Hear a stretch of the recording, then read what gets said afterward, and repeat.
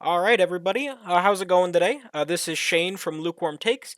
And today I just wanted to talk about some of the recent drama that's been going on with Meghan Markle and Prince Harry in regards to the royal family, and some comments that were, I guess, made it sounds like to Prince Harry about some concerns about their child Archie's skin color when he would be born. But first, let me go ahead and give you guys a little bit of background. And this is just like a real SparkNote summary of kind of the events that have led up to this point. I'm going to post a link in the description to a YouTuber that I watch that I first started hearing about this story from. His name is Omni.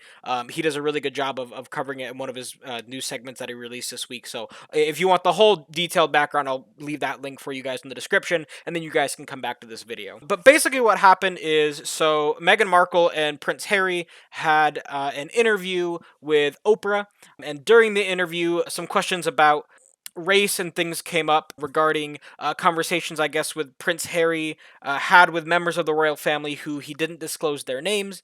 And basically, there were some concerns voiced to him, which he then relayed back to Meghan Markle, his wife, about the potential color that of Archie's skin when he would be born. Meghan Markle is of a darker skin tone, and so as a result, I guess there were some concerns voiced about that. Prince Harry and Meghan have recently, I believe it was last month, they've left the royal family. Now they're going and living their lives. They're still in contact with them, but they're not considered part of the traditional royal family, what some would term as the firm.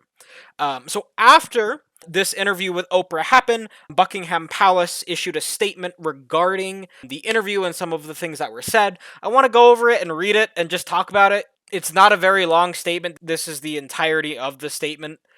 So this part won't take long, and then there's just some thoughts that I have on the statement. So, statement reads as follows. The whole family is saddened to learn the full extent of how challenging these last few years have been for Harry and Meghan. The issues raised, particularly that of race, are concerning. While some recollections may vary, they are taken very seriously and will be addressed by the family privately.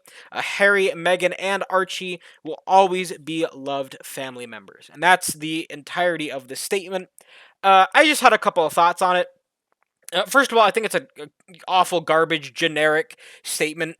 You know, that could have been written about anything. I don't think it does a particularly good job of addressing things. That doesn't surprise me. I don't think Harry and Meghan are, even before leaving the family, were particularly close with a lot of members of the royal family, just based on different statements and things that had come out prior. So it doesn't surprise me that this isn't exactly a heartfelt apology. Meghan is, I don't think, ever been particularly popular with the royal family, and some of that is on them, some of that is on her based on some of her actions. I'm willing to acknowledge that there's issues on both sides there, but this second line right here is just so garbage, and specifically this part right here. While some recollections may vary, so that line is hot crap, as garbage. This gives me vibes of the steroid hearings for Major League Baseball when Andy Pettitte had testified that Roger Clemens had taken steroids, and Roger Clemens then took the stand. I think it was a couple days later, and he said Mr. Pettitte might have misremembered. Like what a garbage, just stupid thing to say. It's just so dumb. Because basically, what they're doing with that line is they're downplaying the validity or the seriousness of some of the conversations that Prince Harry had with members of the royal family. Now, to his credit, and to Miss Meghan Markle's credit, they didn't call out any members of the royal family by name. Basically, they revealed that these things happened, but they didn't feel comfortable just calling out members of the royal family and trotting them underfoot, because it is still family for them, especially Prince Harry. I have mixed thoughts about this. On one hand, I do find it somewhat admirable to stick up for your family and not want them to be thrown under the bus just for a couple of views that they might have, especially concerning something like race, which is such a sensitive topic in the world. On the other hand, it's frustrating because by keeping his message as generic as it was, there's no accountability, and there's also there's it's a harder time to prove it because there are you're not going to get a broad investigation of the royal family. It's as a whole, it's not going to happen, and so as a result, it really turns into a very general he said she said or he said kind of deal, and I don't think anything other than drama is going to get created as a result. I don't think there's going to ever be able to be any solution or any people brought to accountability for it. I'm not saying punishment. I just do think there should be some accountability. It again, it's very generic white bread, flavorless, but just devoid of feeling kind of statement there.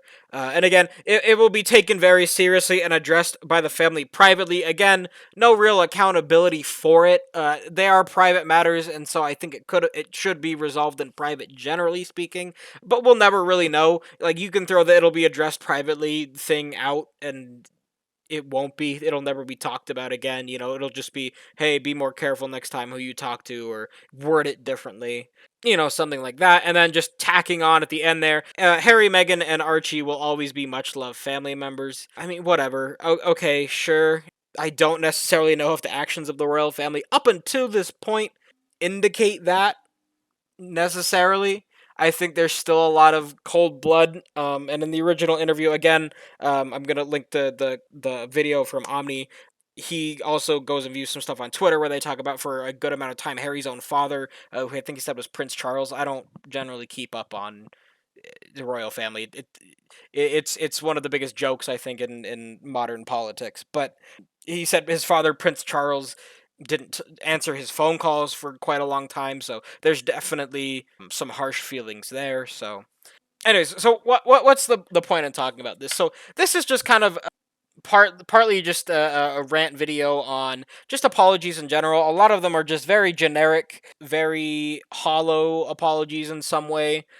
Specifics really aren't addressed, and I think it's twofold. I think, one, people need to go back to settling their beef and their issues with each other in private, and not necessarily having to make everything public. I know in particular, like, certain cases, obviously, of like sexual abuse and things like that, which is very sensitive. I do think certain parts of those things need to be brought and made public.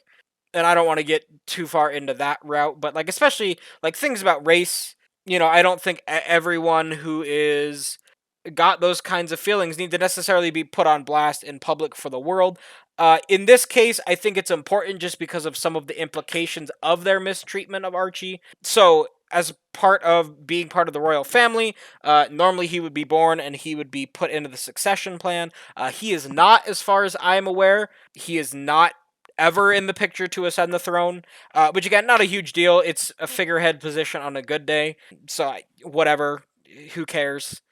So that's part of it. And then, secondly, he was not, even when they were still part of the royal family, he was not going to be receiving security like other members of the royal family. This I have a little bit more of an issue with, because he is a key political figure, regardless of whether or not he's the heir.